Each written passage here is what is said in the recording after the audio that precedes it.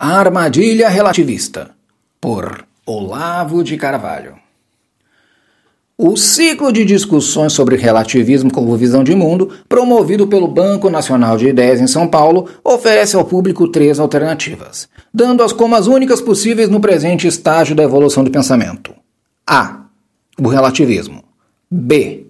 O ceticismo. C. O convencionismo, que é um arranjo entre os dois anteriores. Numa luta de boxe, quem ganha mesmo não é nenhum dos lutadores, mas o empresário que promove o espetáculo. De uma discussão ófica não sai o vencedor, um dos contendores, mas aquele que por trás da cena define os termos do problema e molda de antemão as possibilidades de resposta. Não importando quem seja o vencedor aparente dos debates sobre relativismo, como visão de mundo, o ouvinte sairá dali cético, relativista ou convencionalista. E qualquer destes 3 resultados é igualmente útil à finalidade precípua do certame: dar as demais alternativas como mortas e enterradas, sem ter precisado discuti-las.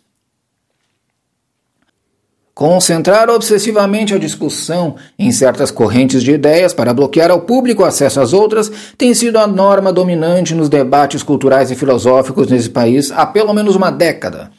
É um método elegante de censura prévia, que dá o mais tirânico dirigismo mental e as aparências de uma discussão democrática. Uns anos atrás, um ciclo de ética promovido pela Prefeitura de São Paulo pautou-se pelo critério, implícito e não declarado, mas nem por isso menos visível ao observador atento, de excluir dos debates éticos toda a perspectiva espiritual e religiosa, como se as religiões e os pensadores religiosos nada tivessem a dizer sobre o assunto, e dar ao público a impressão de que temas básicos da discussão ética se encontram em Maquiavel, Rousseau, Karl Marx e outros pensadores políticos, que nunca escreveram uma só linha a respeito e que mostraram mesmo, em certos casos, um diferentismo moral próximo da patologia. O segundo procura os universais, informando para o alívio do relativista cético, e não sem íntima satisfação, que ainda não encontrou nenhum. O terceiro diz que é preciso criar universais pela persuasão e pela atividade política, o que é o mesmo que reduzi-los a mentiras socialmente úteis. Todas as outras alternativas são reunidas sob o rótulo de dogmatismo e rejeitadas para um passado longínquo fora do raio de visão da plateia.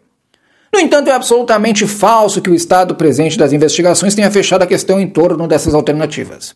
O prodigioso desenvolvimento da religião, comparada, por exemplo, coloca ante a humanidade de hoje uma evidência de que não admite ser escamoteada por nenhum relativismo, militante ou diletante. A perfeita homogeneidade das estruturas e conteúdo das experiências místicas entre os grandes espirituais de todas as religiões em épocas e civilizações as mais distantes e diversas.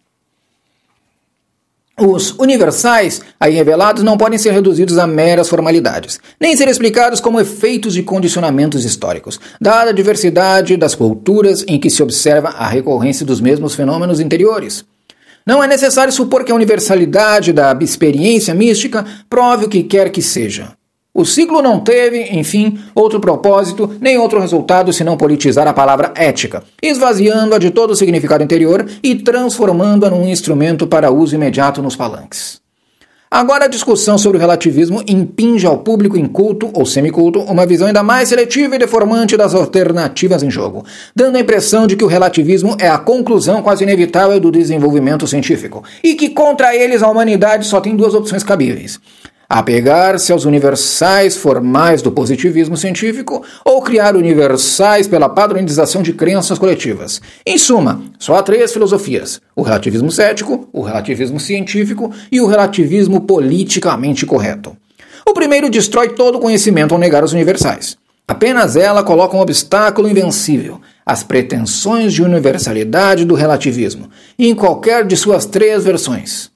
Porém, ainda mais significativo é o resultado de um século de estudo comparado no campo dos símbolos e mitos, seja nas artes plásticas, seja na literatura profana, seja na exegese dos textos sacros. A universalidade das estruturas e dos temas já se torna um argumento direto contra qualquer forma de nominalismo, assumido ou dissimulado. Dar por pressuposto que não é possível estar à altura dos nossos tempos, exceto tomando posição entre variadas formas de relativismo e ceticismo, é esconder dos olhos do público pelo menos um século inteiro de pesquisa científica e os milênios de história espiritual que ela trouxe ao conhecimento do homem moderno. No fundo, dessa seletividade há, porém, algo mais do que a mera omissão preguiçosa. Ao rancor de uma certa intelectualidade contra tudo que esteja para além de seu estreito horizonte espiritual. O homem se fechou tão bem em si mesmo que já não vê senão as minúsculas fendas de sua caverna.